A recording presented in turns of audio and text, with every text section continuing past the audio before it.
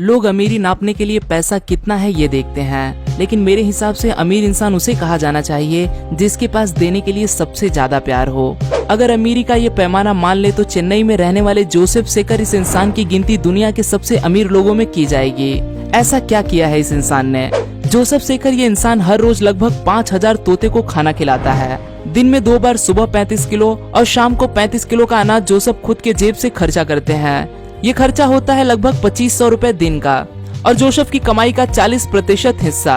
66 साल के Joseph camera technician का काम करते हैं। पक्षियों को खिलाने की उनकी आदत की वजह से उन्हें स्थानीय लोग बर्डमैन के नाम से भी जानते हैं। इस सब की शुरुआत कैसे और कब हुई? साल था 2004 और घटना थी सुनामी की। जब सुनामी की लहरें तमिलनाडु के किनारे पे आके टकराने लगी तो पक्षी सिटी एरिया में प्रवेश करने लगे। जोसेफ के घर के छतों पर कई पक्षी आके बैठा करते थे। तब जोसेफ ने उन्हें खाना खिलाने की शुरुआत की। जोसेफ के घर के छत पर लकड़ियों के कई तख्ते बनाए हैं, जिस पर हर रोज जोसेफ 70 किलो का अनाज 5000 तोते जिन्हें वो अपने बच्चे मानता है उनके लिए रखा जाता है। इस तरह से अनाज लगाने के लिए काफी समय लगता है, लेकिन तोते अपना समय कभी नहीं चूकते।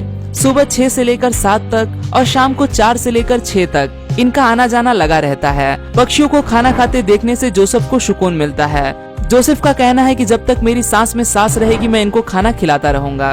जानवरों से जोसेफ का यह नाता सच में अनोखा है। आज हम और भी ऐसे ही दिल पिघला देने वाले जानवर और इंसानों के नाते के बारे में जानेंगे।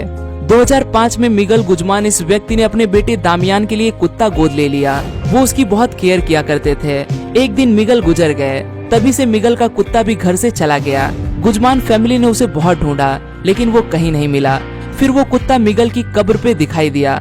वो कुत्ता उस कब्र की ओर देखकर भौंक रहा था और रो रहा था। उसे वापस घर ले जाने की सारी कोशिशें नाकाम हो गई। अगले 6 सालों तक वो कुत्ता हर शाम को अपने मालिक की कब्र पर जाता और उन्हें याद करता रहता। सुबह तक वो वहीं रहता और सो जाता, फिर चला जाता। प्यार की अजीब दास्तां सच में दिल को छू जाती है।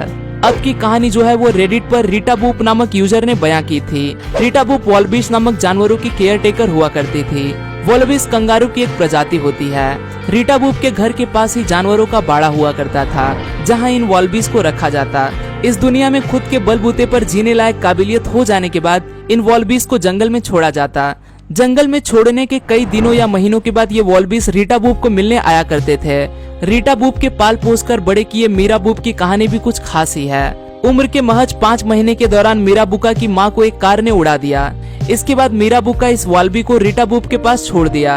अच्छे से केयर करने के बाद अथवा बड़ा होने के बाद उसे जंगल में छोड़ दिया गया। कुछ सालों बाद मीरा बुका जब अपनी मददगार रीटा बूप से मिलने पहुंची तो रीटा बूप चौंक गई, क्योंकि मीरा बुका को एक बच्चा हुआ था। मीरा बुका शायद अपने बच्चे से कह रही थी कि ये वही इंसान है जिसकी वजह से आज तेरी माँ जिंदा है।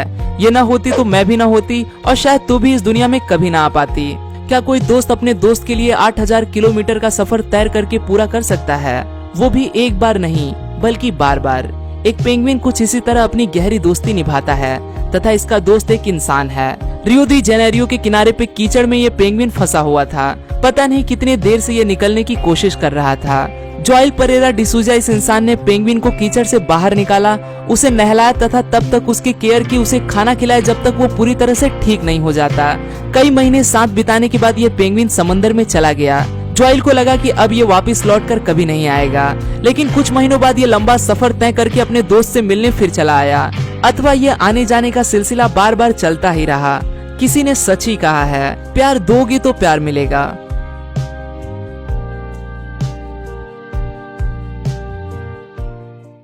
आज के लिए दोस्तों बस इतना ही। आशा करता हूँ आपको यह वीडियो पसंद आया होगा। अगर वीडियो पसंद आए तो इसे लाइक करना न भूलें और आप इस वीडियो के बारे में क्या सोचते हैं वो मुझे कमेंट में जरूर बताएं। फिर मिलूंगा दोस्तों एक नए वीडियो के साथ में, तब तक के लिए नमस्कार।